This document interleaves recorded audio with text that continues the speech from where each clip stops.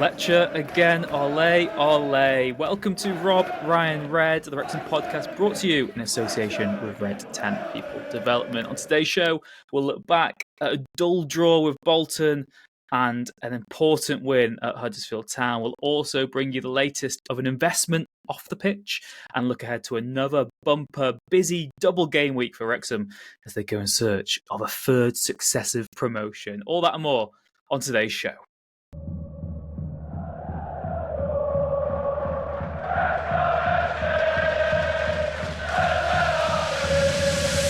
Rob, Ryan, Red.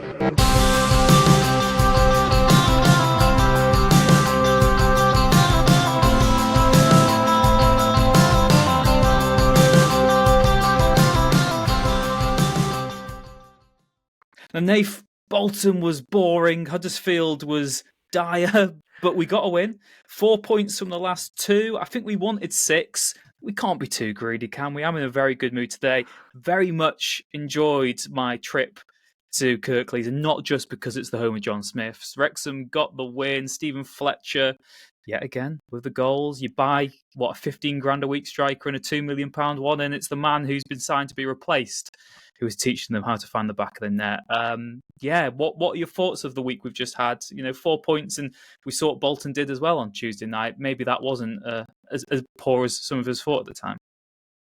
My first question is, the one confusing thing of the week was you ending up in a pub watching Blade Runner in Huddersfield. That was, friend of the podcast, James Kelly, he brought his Swiss girlfriend, not as if he's got a Swiss girlfriend or the British girlfriend. He brought his girlfriend who is Swiss, she is Swiss and Swiss, to the match. We were just, we were gallivanting around Huddersfield. It was quite a nice day. We were there for quite a few hours pre-match.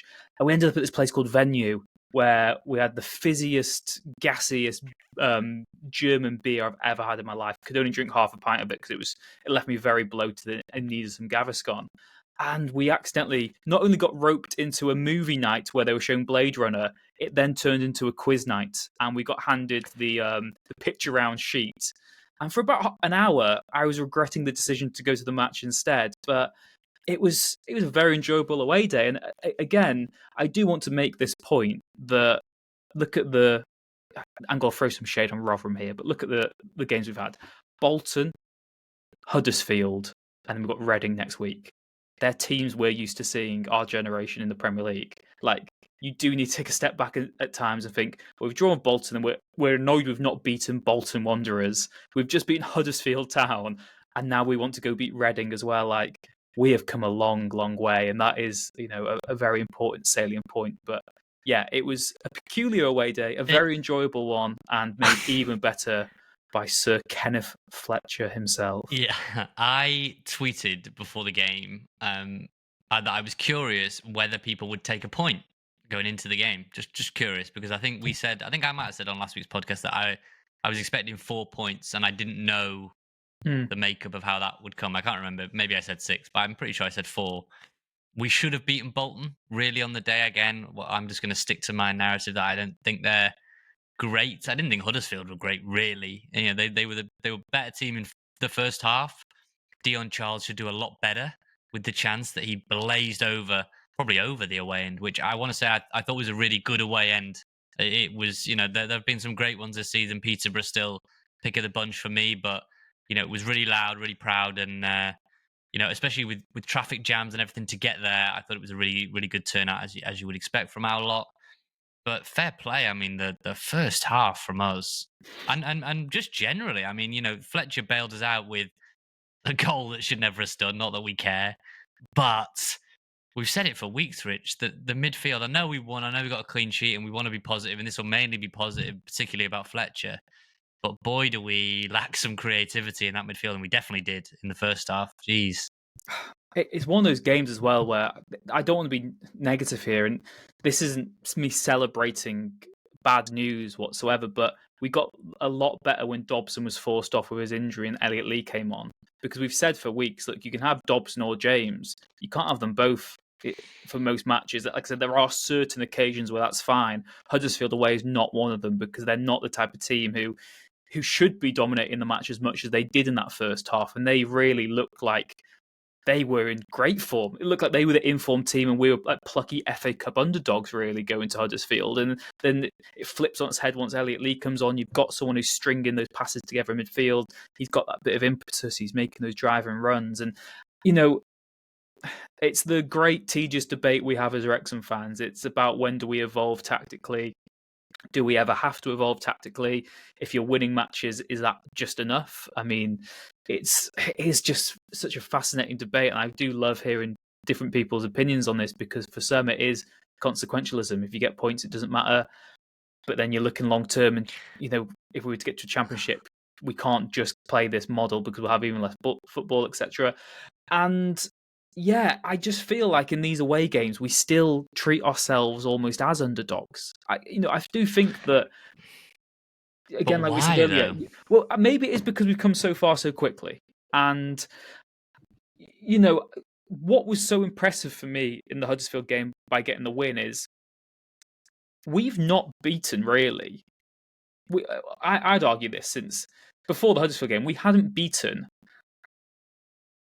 There's a caveat here, because we did beat Crawley away last season with 10 men, but that didn't feel like a massive away win.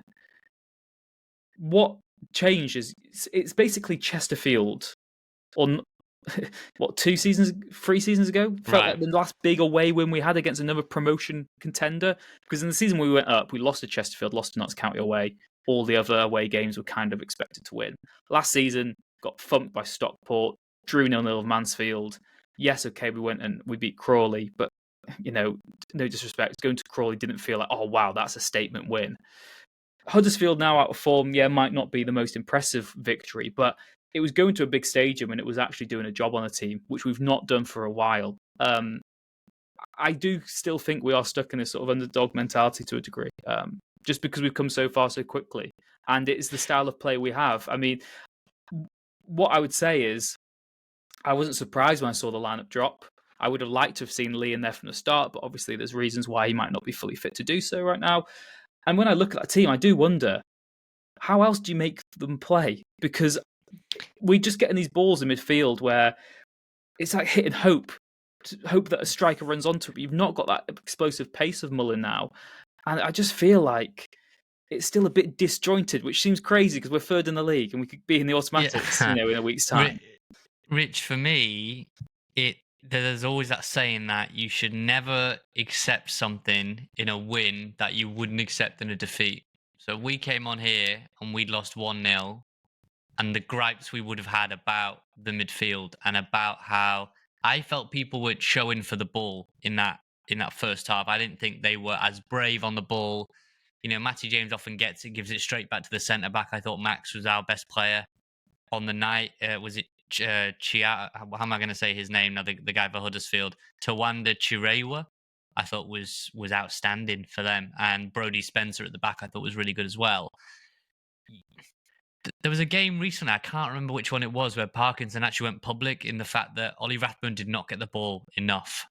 He didn't receive the ball enough. He is the only one when you start Dobson and James, and we're still waiting on that Dobson update. He went straight down the tunnel when he went off, shaking his head.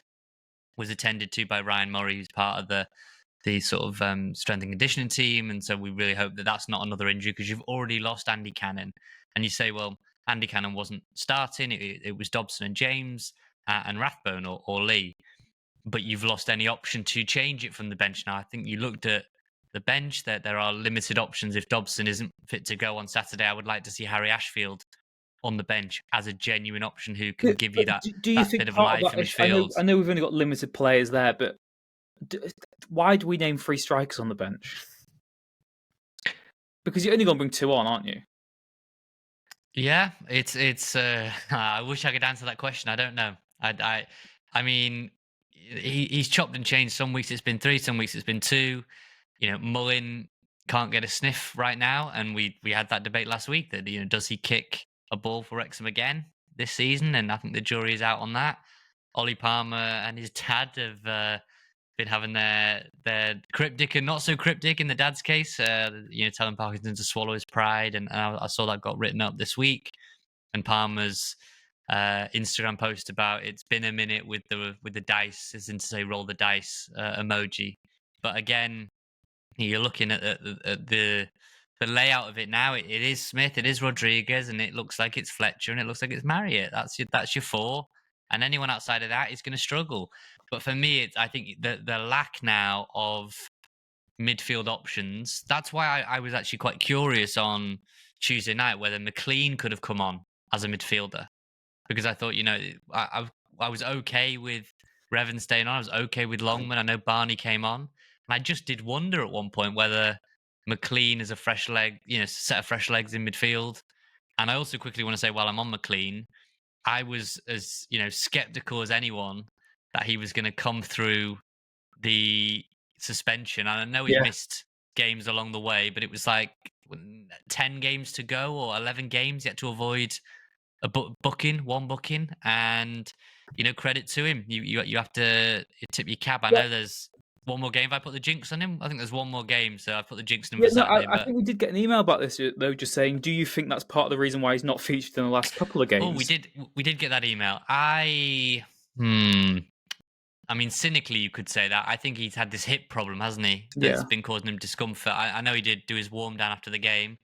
I personally think Parkinson has allowed McLean to be McLean. And at this point in the season, are you taking your captain out for the fear that he might miss more games? So if he doesn't play against Huddersfield, what's the difference if he was suspended for that game? Do you know what I mean? Yeah, but do you not think it's more so, traditionally you'd maybe see him come on for the last 5 or 10 minutes, just to break play up, just to annoy rather home support, just to have that game management, that professionalism and that experience he's got. And, maybe if he wasn't at risk of a suspension, we would have seen him come on. Again, it's hypothetical, and the proof's there. We've got 4 points from the last 2 games, so you can't really. Do you expect him to start? I know we'll get onto that later, but do you expect him to start at the weekend? Do you think because it's a really curious one now, because Barney's dropped out and Longman's come in and Revan's come in and was great at Mansfield, and as you mentioned, he didn't play against Peterborough in the cup and then did play against Bolton. So it's been an interesting few weeks for those that were out of favour and now in favour, and those that looked like locks in the team are now out. So it's curious in that sense of what our best team is now heading into the last 12 games. I still think that there's those variables you have dependent on the teams you play. I'd say for example, this weekend, Rotherham at home, we've got to be winning that game. I'd go Longman and Revan, because we've got to be on the front foot. We've got to be putting balls in the box. We need that sort of pace, and we need that creativity out wide. And then I'd basically say, okay, Reading and Wickham, Barney and McLean. I know it's not that binary, because there could be circumstances. Someone could play really well this weekend, someone could have an awful game. But that's kind of how I would, from my point of view, approach those matches. I want the defensive attributes of Barnett and McLean for both of those upcoming games, which are really pivotal, after this weekend. But yeah, I think there is a nucleus there now, isn't there? And I know earlier I said, why are we naming 3 strikers on the bench? It is interesting that tendency did go away in the last 2 games just because of those changes. It was Marriott and Fletcher. But the overriding issue, I suppose, Nath, is where do you stand on J-Rod? He had a fantastic effort in the second half, unbelievable technique to produce that, to force the save that sort of lifted the Wrexham crowd a bit, probably about on the hour mark or maybe just before. But it was another game in which it felt a bit off. I do think the caveat here is you're not only buying 1 striker in January, you're buying 2, and you're trying to establish a new strike partnership mid-season. The strikers not only don't know each other, but the strikers don't know the team they're coming into. So it is going to take a while for them to click. I think it is, clear. And it's a team that's not getting them the ball very often, and not getting the ball in good areas. I think, as well, it's clear that Parky wants these 2 to be the strike force. What struck me on Tuesday night at Huddersfield was that I was even starting to wonder, is it a case of Jay Rodriguez just isn't playing that well? Maybe he's slightly underestimated League One. He's he's an experienced pro. I don't think it would be that naive to think he's going to come, walk the league by any means. I'm not saying that, but maybe it's just caught him a little off guard because he hadn't been playing as much for Burnley, and it is maybe just a little bit of sharpness he's not quite got yet. Or is it tactical? Because we saw at the start of the season, Parky switched that formation where he was playing Lee off Palmer, And it felt like Rodriguez was playing off Smith rather than working together as a front two to me. It felt like Rodriguez was operating as a 10 until Elliot Lee came on. Oh, there's been a lot, obviously there's been a lot of discourse around J-Rod and his impact on the team. I do have a degree of sympathy for the strikers because I do think the service which they're getting is poor. I don't think they're getting great deliveries, and I think some of the service that we saw from Barney earlier in the season, that hasn't been replicated for the current strike pair. And obviously goal away at Northampton, ball over the top from Howard, great finish by Sam Smith, but he had a lot to do, I thought, and took it really well, that goal. And I think that's the issue, is that they're being asked to do a lot, and they were up against a good back line. We saw at the racecourse how good a back line Huddersfield had, and it was much changed again, but they were still very, very solid. As I mentioned him earlier, Brody Spencer, I thought was brilliant up against J-Rod. And what I will say though is, you brought in January to have an impact on the team, to improve the team with a degree of immediacy, because you're coming in, the wheels are already turning, you have come from a higher level, you've got a great pedigree in terms of you've been capped by England. Yes, you're in the twilight of your career, but we've seen that with Fletcher, and he's gone on to have a big impact. I think we can all safely say, whatever you think, if it's harsh or not, the discourse around J-Rod, he hasn't had an impact, not a positive one, in my opinion, based on the games I've seen. I think his impact has been minimal, to say the least, in terms of positive contribution. Some of that is not his fault. Some of it, I think, he's beaten too easily in his matchups. I think some of the defenders are getting the better of him without much pressure, without much kind of resistance. And I totally get what you mean, Rich. He's trying to learn the nuance of Sam Smith's game and all that kind of thing.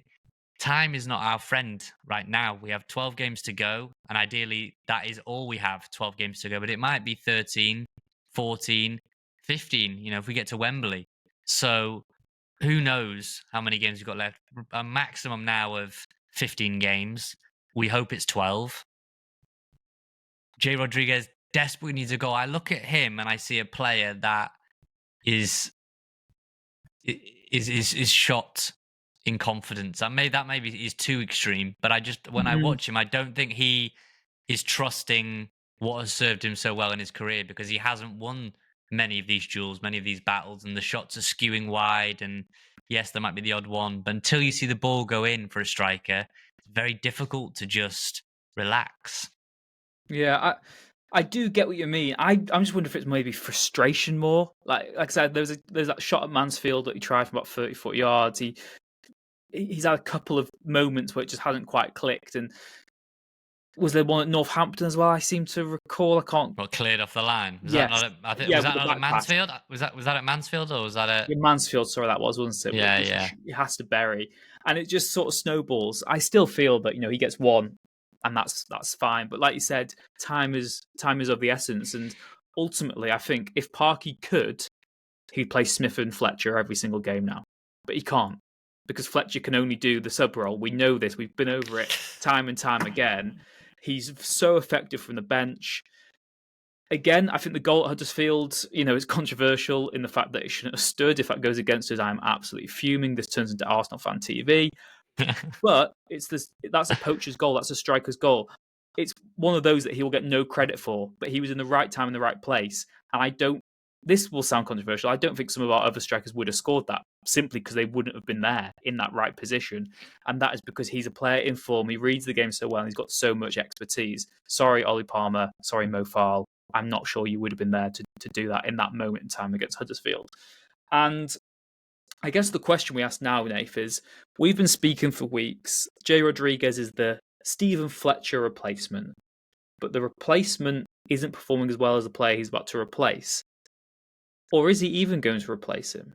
Fletcher's contract runs out at the end of the year. He admitted before he joined Wrexham that he was contemplating retirement, but this project really did, take his fancy. He thought, look, I still have a role to play. He's proven that he still has. a role to play at Wrexham.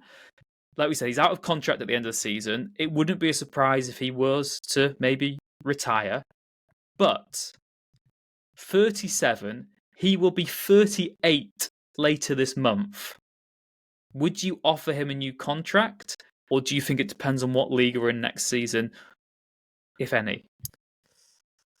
Ooh, I think it's very, very, very easy to get caught up in the fact that, is he the best? I was going to say the best super sub of all time, but he has the most goals as a sub in the Football League this season. So 6 goals from the bench. That's ahead of Michael Smith, who we've chased for what feels like the entirety of this podcast, Rich, from Sheffield Wednesday. He has 5. Richard Kone has 5. So the most lethal sub in the EFL, and he also has the best goals per 90 minutes in the entirety of League One, ahead of Jay Stansfield, ahead of Kone, ahead of Louis Barry, who's obviously left now, ahead of Lee Gregory, ahead of Kwame Poku, best in class Steven Fletcher. And to top the stats off before I say that why I don't think we should offer him a new contract is that Steven Fletcher is 3rd in the highest scoring subs. Thank you to Wrexham Lowdown for that stat.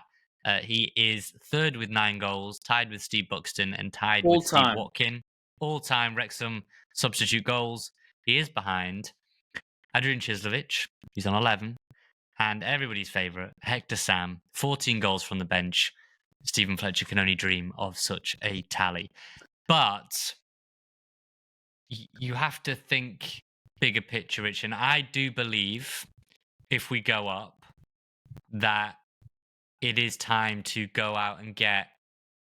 Because if we don't go up, okay, I look at it like this. If we don't go up, we need to build a squad that will be ready to go in the Championship should we go up next season. Mm-hmm. So that, for me, is younger players. They don't need to be 19, 20. They need to be 24, 25, similar to Sam Smith, 26. And I think Steven Fletcher is a short-term option. And I think, look, you're going to tear down the Kop. People will come and go again in the summer. Experience will leave. And I think you say thank you for the memories. We saw what happened when we got a little bit carried away with Ben Foster. Now, I know that people will say, well, Ben Foster wasn't performing at the level that Steven Fletcher is performing. And look at McLean. People would keep McLean on again, and he's only, a year or 2 younger than Fletcher. And Howard's been a very good servant whenever he's come in. I get that. And they're all different roles, different positions. I just think the striker room desperately needs a big refresh. The only one in there that I think has got any long-term future at the club is Sam Smith. I think really on everybody else, the jury is out. And maybe after a short break, we'll get into your thoughts on that.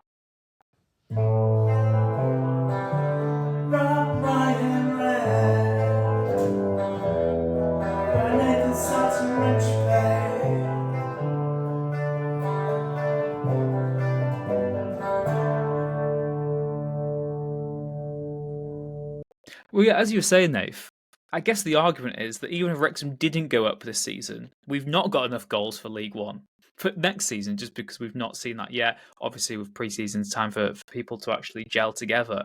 And another talking point, I was asked this when I was at work today. I was doing a video. They wanted just a big piece on Wrexham season, really. And I was asked a question by someone who doesn't really follow Wrexham and was sort of following us from afar. And they have a very different perspective, I suppose, because they don't know the intricacies and the things. And they basically said, why aren't Wrexham signing any young players? Why is it so short-term? And if you get to the Championship, won't you just target even more short-term options just to stay alive in the Championship, not get relegated? And it did make me sort of think that, we've spoken about it again there, that when is there going to be that time maybe for us to develop those players, to bring in that younger profile of player? Because even if you look at someone such as Sam Smith, he is a very young player by Wrexham standards to bring a new signing in, but he is still 26 and he will be 27 this week. I think he's 27 on Saturday actually, so very good way to celebrate. Me and Sam Smith share a birthday.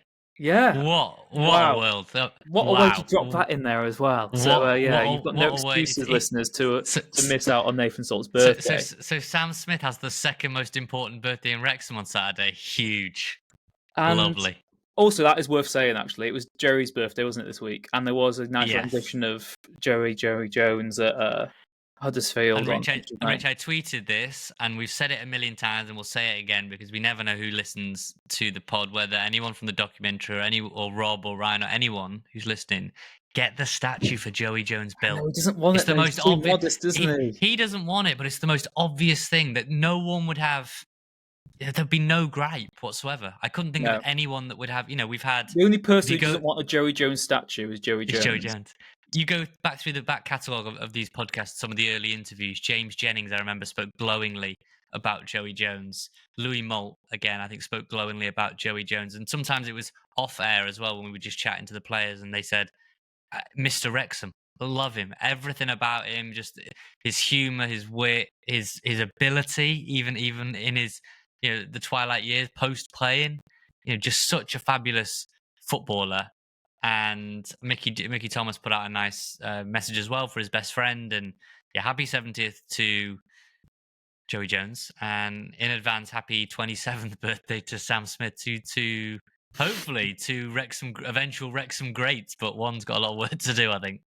Yeah, I'm not sure the Sam Smith stand will be built just yet. Maybe if he scores a goal in every single game to get promoted, you never know. But Nath, that is the dilemma, I suppose, right now, because we've both said it. Look, Parky just needs to play a team that has the best chance of getting Wrexham over the line, and that has to be the ambition now. The ambition has to be automatic promotion to get yourself to the Championship. And I know this is more a conversation for if we ever do get to the Championship, and that's a very good problem to have.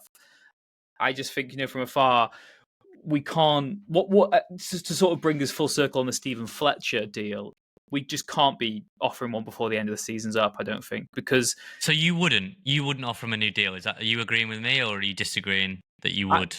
I'm saying if we are a Championship, I'd wait to find out what league you're certainly in next season, because we've spoken this season. Again, this isn't a criticism, because if we hadn't beaten Huddersfield, I think we would have had a very long debate about whether Ollie Palmer should be back in the fold. Do you go back to a squad that actually did function early in the season? Whatever you think of Ollie Palmer, the reason we got so high on the table was because he was doing the dirty work and dragging us over the line so often. He might not have been getting the goals himself, but he was putting a bloody hard shift in. Okay, but that's not the focus this week because of Fletcher. But I do think, whether you like it or not, we made a mistake giving Palmer a new contract so early in the season. He's tied down now into the end of next season. We could be a Championship club. He's not even playing in League One now. And I think that's the same with Fletcher. If we happen to be in League One next season, and you say potentially Palmer goes, potentially Mullen goes, Mo Farl either maybe goes on loan, you're losing Dolby anyway. You could say, well, right, Fletcher can have one more year then in League One. But if you're going up to the Championship, we just have to. I love Steven Fletcher so much, but you've got to be looking at players who would be just another level above what we've got now. So much so that someone like Sam Smith almost even becomes third or fourth choice. Do you know what I mean? But then, how do what team in memory? And there will be, I'm sure there are ones, but what team goes out and gets like 3 or 4 strikers in one window of a good caliber? That doesn't ring true to me. That's why you have to dip into the loan market. And I don't want to be banging on, but a good friend of mine, Catherine, is a Hull fan. And, Sellers has took over there, and I was very glowing of Sellers earlier in the season that if we were to ever move on from Parky, he would be on my list. But Joe Gelhardt thriving there, and perhaps that shows that we were looking at the right player, we just couldn't get right now. But if Wrexham go up, we should have a good shot, I think, at some of these loanees, and we might need to shift onto loan players to help bolster our ranks, because I don't know how you go out and sign 3 Sam Smiths in a window. I don't know how Jay Rodriguez, does he become the Fletcher? Jay Rodriguez has just been discarded by a Championship team as well in Burnley that don't score goals. They keep a lot of clean sheets, but they can't score goals, and they were more than happy to let him go down to League One. So, like I say, the positive right now is that we are trying to desperately get over the line. It's in our hands. We're 2 points behind Wycombe. We play Wycombe on the 15th. And Steven Fletcher gave us a massive win. And maybe this will just wrap up the first section, Rich. But chatting to people in the industry, just bumping into them today, all I got was massive win. That what a huge win. And in my mind, I was thinking of all the things that had bugged me from the performance, and it kind of checked me that all those little intricacies and God, that missed tackle or that missed shot in the 50th, it doesn't mean anything. It means sweet FA. All that matters right now to people is, oh, Wrexham won again. Wrexham won again. And the way I can describe it, I'm going to steal from Matthew Davis on X, who said, I've come to the conclusion Wrexham AFC are an old, trustworthy diesel with no fancy gadgets, no electric windows. It costs a bloody fortune to run, but it'll get you from A to B. Also banned in And London diesels, aren't they? No well, longevity to them. well, No forward plan. that's probably why we couldn't win at Leighton Orient and drew at Charlton. But that is what it feels like right now. It feels like they're not pretty, and often they're not that clever. But good luck trying to beat Wrexham, because they are. We just are a tough nut to crack.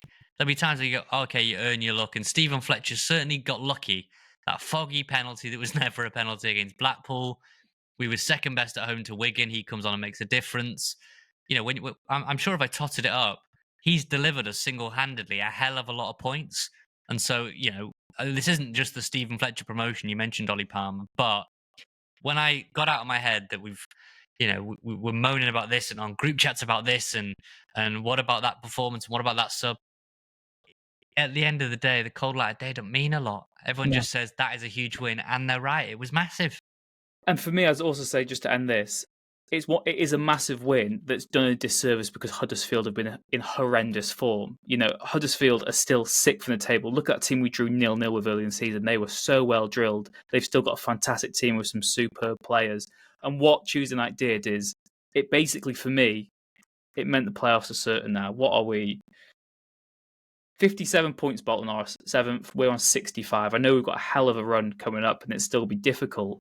But for me, it just made me think, well, we probably will get to the playoffs now. I don't want to be playing a team like Huddersfield if we do get there. I don't really want to be playing anyone who's currently in the playoff position, to be honest. But we should be in and about there. And, mate, we're third in League One, 2 points off second do we play next week. Imagine if we were actually good. Wow. Oh, could you imagine?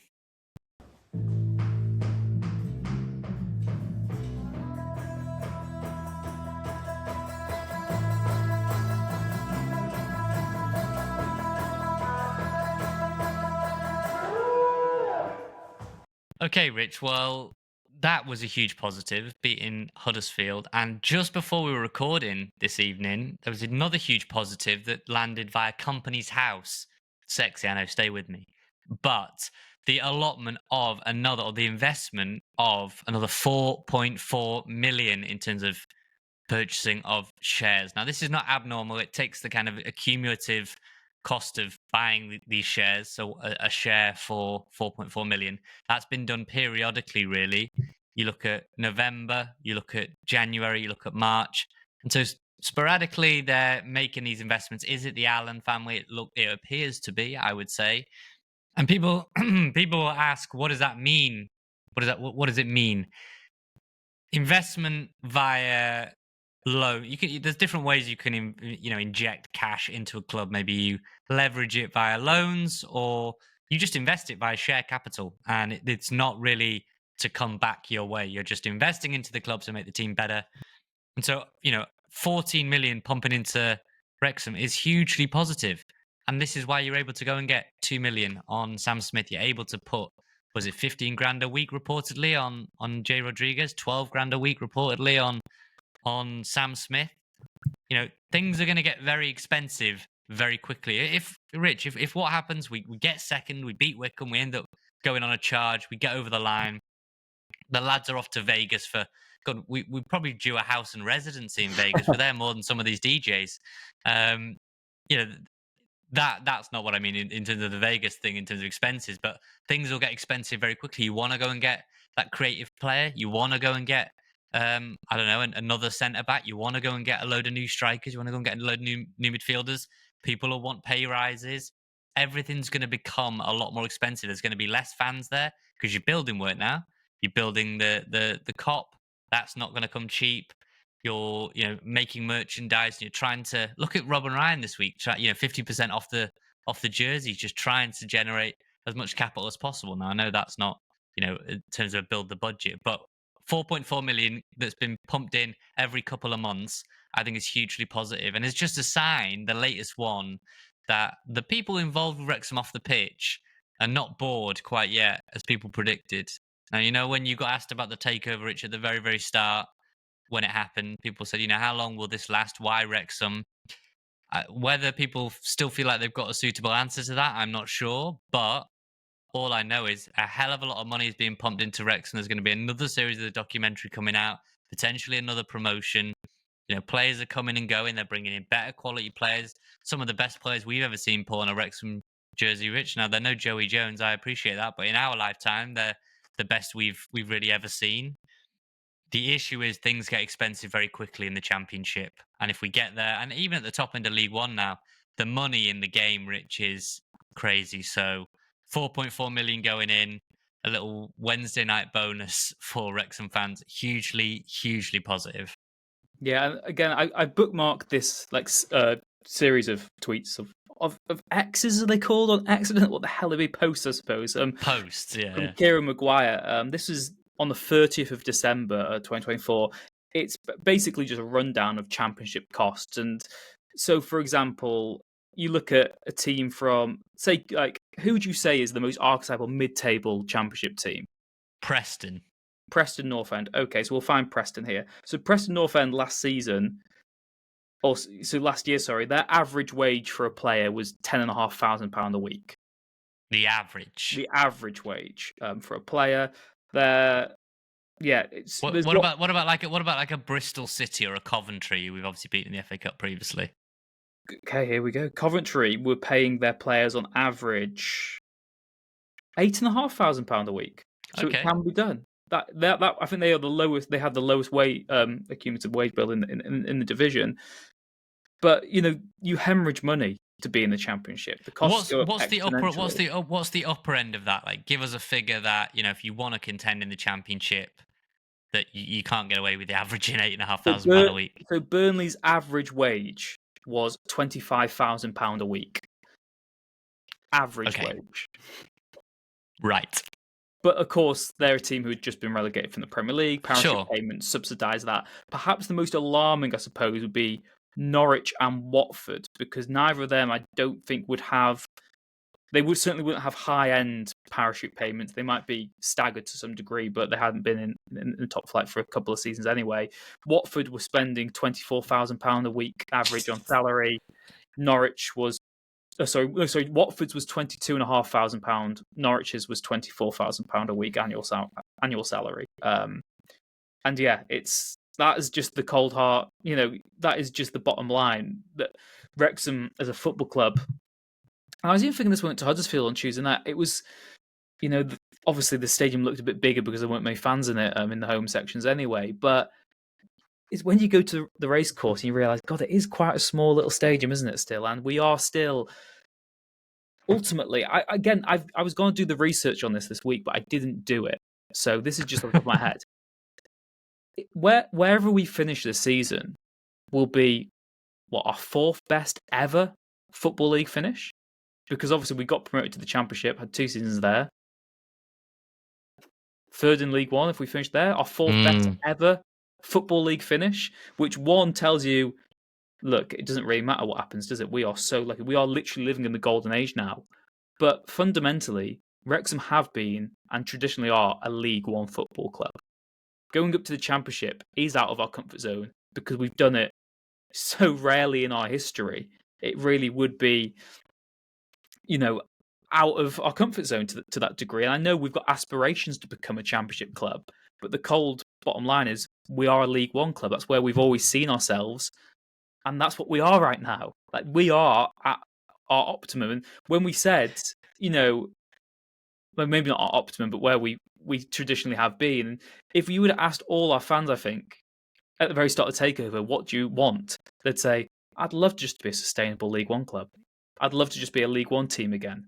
And that's what we are right now. And again, that is kind of the overarching theme that that caveats so many of our conversations and stuff, because it is so hard to be a rational Wrexham fan these days. We are third in League One. Like I said, I think this will be our fourth best ever Football League finish. Certainly in the top 10. Certainly, top 5. Like, you have got to just enjoy it to that degree. But obviously, there is this new scary stepping stone that we could be taking in a few weeks' time. Rich, I was curious because you were there at Huddersfield and you alluded to it. There were lots of empty seats. Now, there's probably a myriad of factors. They haven't scored a goal at home in 2025.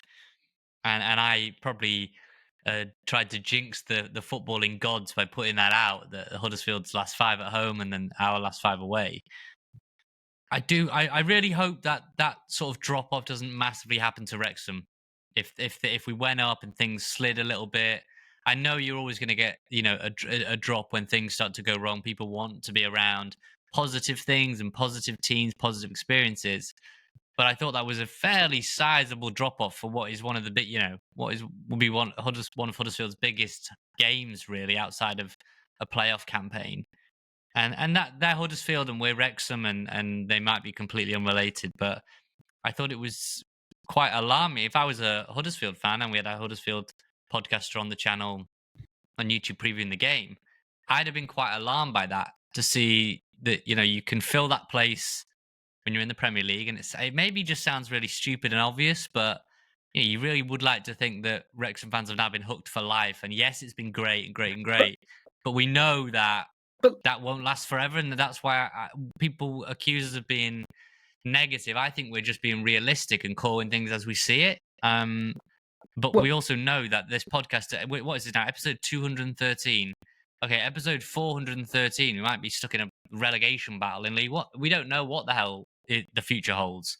But I know that myself and loads of people I know will be there, whatever happens. If it all came crashing down, if we went to the very, very top. And I just hope people sort of don't turn their back on the team if things start to go awry. I think you'll get that to a degree, though, because we've seen games this season where you look, like the game where Ryan came over, you look at the temp stand for that, there's loads of empty seats. Is that mitigated by the fan zone thing that was then subsequently scrapped? I do think so, but if you said the COP was fully built for that, the COP wouldn't have been full for that. It wouldn't have been full if you had this brand new COP for that game. And again, you look at teams in the Championship. You look at when Swansea, Cardiff both went to the Premier League. Of course, they're going to sell out every single week because you're watching the superstars. It's like watching a TV show. You've got all these massive clubs coming every week. You're part of that big media frenzy. You're part of that exclusive top table. I know there's an even more exclusive top table within that top table. But it's like Russian dolls, isn't it? But then when they get relegated and they just become Championship teams again, Cardiff aren't selling out every week, Swansea aren't selling out every week. Like, that is just kind of the nature of football. And if Wrexham do just become a League One football team, then that's just what you'd expect. And were you not surprised? Were you not surprised a bit though by how empty it was at Huddersfield, Rich? Like, in any way, were you not surprised? Again, it has been a grueling campaign. They've been in awful form. There is a lot of vitriol towards their management at the moment in time. They feel like they're throwing their season away. They should have been one of the teams going for automatics. Now it felt back in Jan like it's got to be us and Huddersfield going for a second and Wycombe would fall, but that's just not transpired. And Huddersfield are the team you'd say now could easily finish 9th or 10th if it carries on this way. So I understand that from their point of view. It's expensive, it's a Tuesday night, and from their point of view maybe it is. Well, look, only 8 years ago, they were beating Man United. They were playing Liverpool, Arsenal. They almost don't want to get up for Wrexham at home because it shows how far they've fallen and how much they've diminished, really, from their point of view. And of course, it is that neck of the woods anyway where, football isn't always... I know Huddersfield are a very rich, famous old team, but you get a lot of people who like their rugby up in West Yorkshire as well. And I think that they're probably all at that quiz. Yeah, they were actually.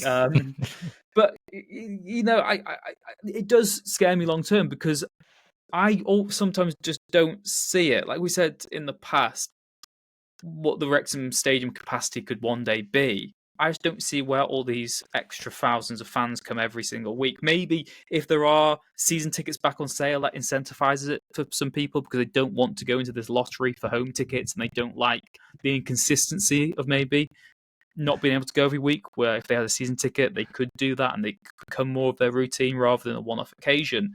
But you talk about what were the figures that were being bandied about? Like 50,000 seat stadium, I think 25, that was a little. I 30,000? think that was a little bit pie in the sky. I think they're really looking at sort of 28 to 32,000. I think that's more what Michael Williamson is looking at in terms of redevelopment. I genuinely, I still don't see that every But single week. Rich, I don't. I think I agree with you.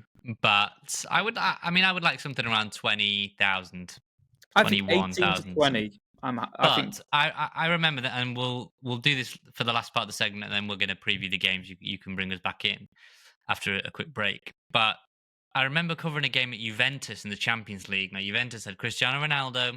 Can't remember if I've told the story before. I don't think I have. But Juventus had Cristiano Ronaldo, huge sponsorships, obviously with him. You know, one of the biggest teams. Allegri was in charge at the time. They had great players. The huge powerhouse in Italian football.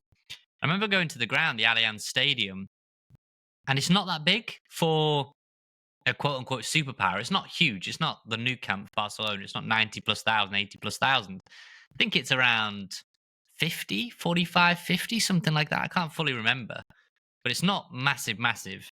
And I remember chatting to someone there about why not build a bigger stadium? Why not have a bigger stadium? There's plenty of tourists that want to come to Juventus, tick it off, and all that. And I remember somebody saying to me there that they would rather have a smaller stadium that's full every single week because they feel it's better and more intimidating as an atmosphere than have a much bigger stadium with huge swaths of empty seats. And it is that dilemma, isn't it? That bigger is better until it's too big. And, therefore it looks empty. And that was Huddersfield's problem on Tuesday night. It's not our problem right now. The racecourse has been selling out for years and years now, as you would expect. But yeah, curious to see if we are able to keep ourselves in check. Look at Bournemouth getting to the Premier League. What if we have one normal season where we don't win at home most of the time? I know our home form's been quite poor recently, but you kind of go to every Wrexham home game just expecting to win.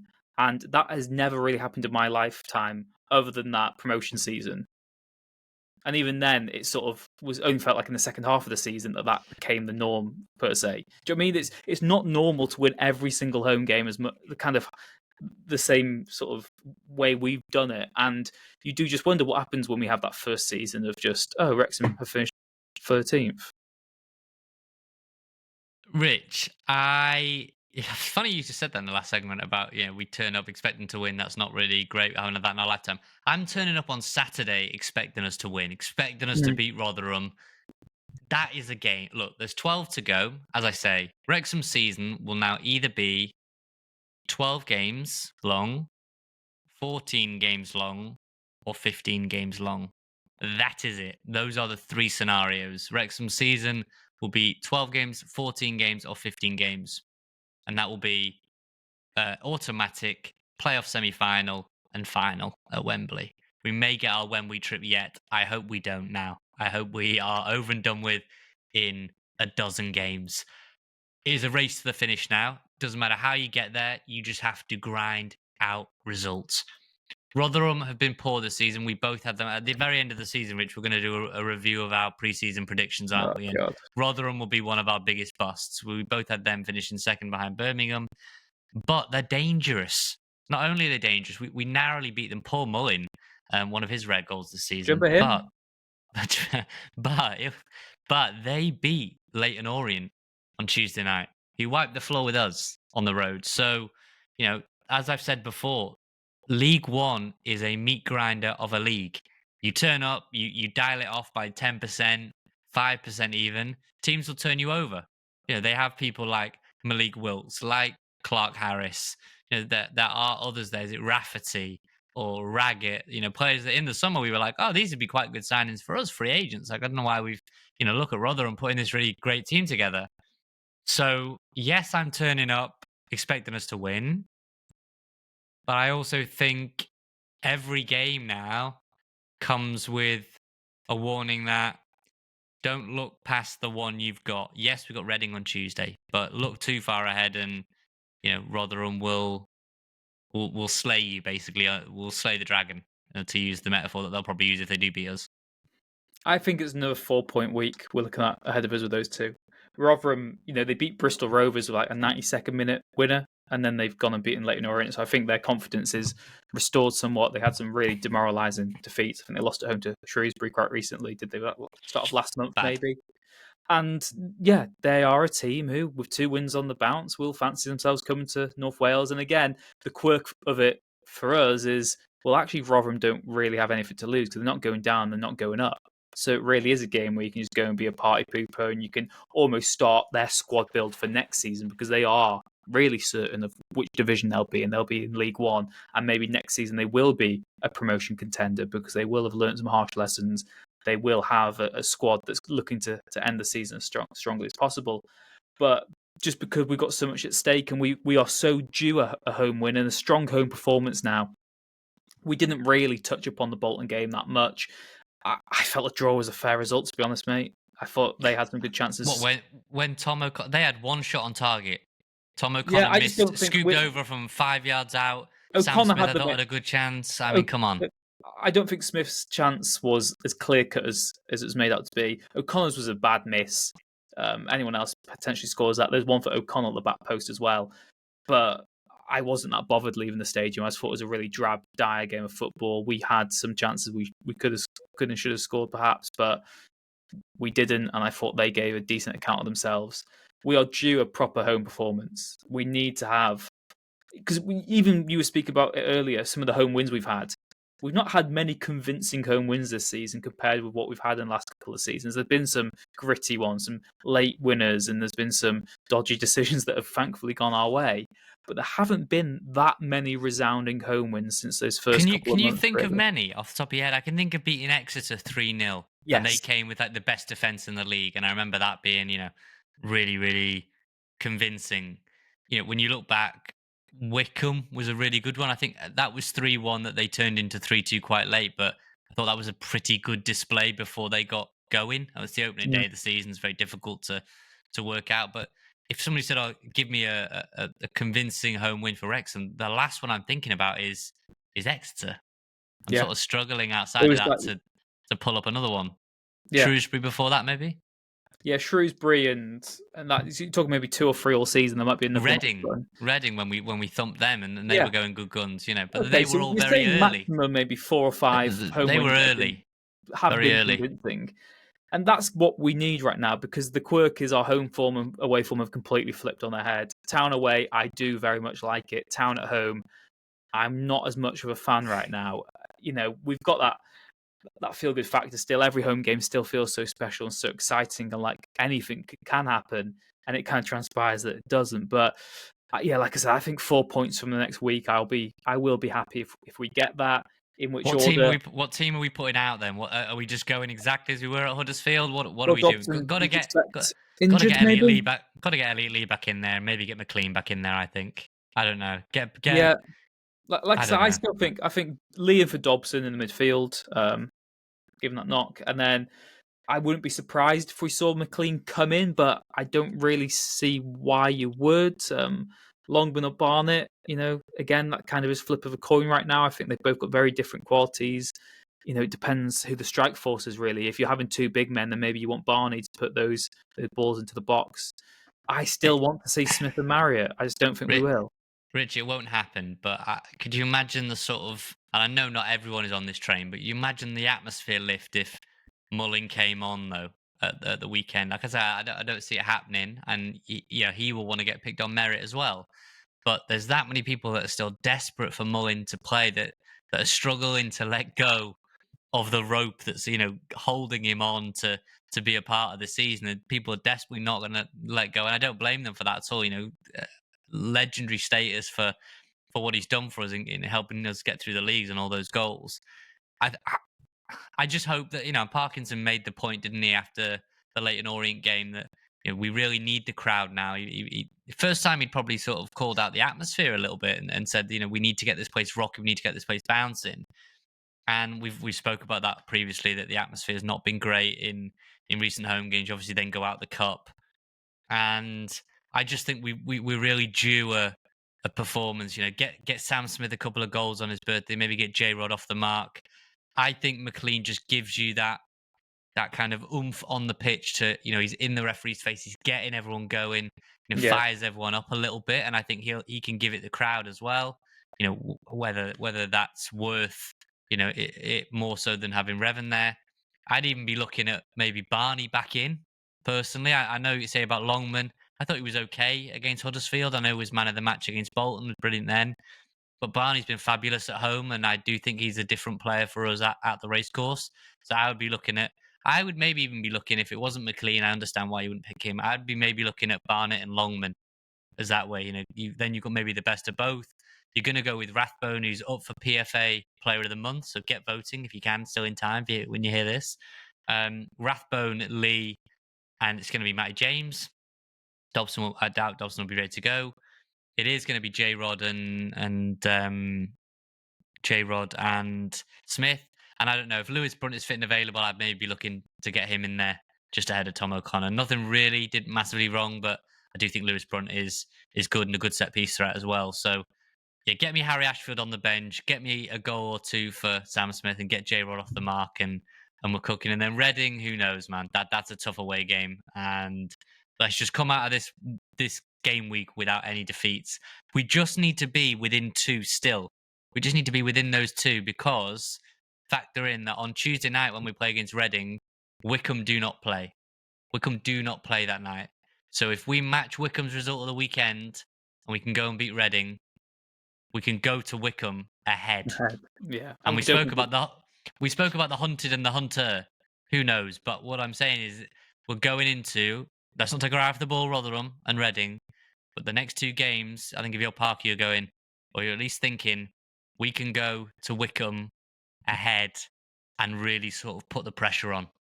You've got an opportunity now. Wycombe do not play on Tuesday. We have 2 tough games. They will just have the one on the weekend before they get into their horror run later. So all I will say is that diesel that's chuntering along, people think it's going to run out of steam and it's going to come to a jolt. It's still going. Opportunity knocks. The wheels are still valid. The wheels are still turning, and that is all that matters for now. We just got to keep, and if we need to be the ones that give it a little push along the way. So I don't know. I go through phases of, one day I'm convinced we're going to do it. The next day I think it's the playoffs and we won't do it. And then I think we're going to Wembley, and then I think we're going to get second again. And my head is all over the place, and the season will be over in the blink of an eye. So let's enjoy it, shall we? We don't sound like we're enjoying it, but we are. Don't be fooled by our critique and criticism. We are very much enjoying it, aren't we, Rich? Mate, it's March, we're 3rd in League One, and it's just exciting. It's the fact that you said there, every day I convince myself of a new permutation, of a new result of how the season will go. That in itself says how successful the season's been already. The fact that we're in the mix. Think of all those Wrexham seasons we had in non-league where they just petered out into nothingness. They were over by Christmas, never mind by March. And yeah, it's in our hands. Like we said, win every game and we'll be up. We'll be in the Championship next season. Win the next 2 games, we'll go to Wycombe ahead of them, 2nd place in the table, and the chance to open up a gap. It's going to be a very busy bumper few weeks. Please do join us for the ride in our trusty old diesel. Thank you very much to Red 10 People Development for their continued sponsorship and support of the podcast, and to Wrexham-based band Hypnotic for the music, the stings that you hear in the show. Bring on Rotherham, bring on Reading. See you next week. A Wrexham AFC podcast with Nathan Salt and Rich Faye.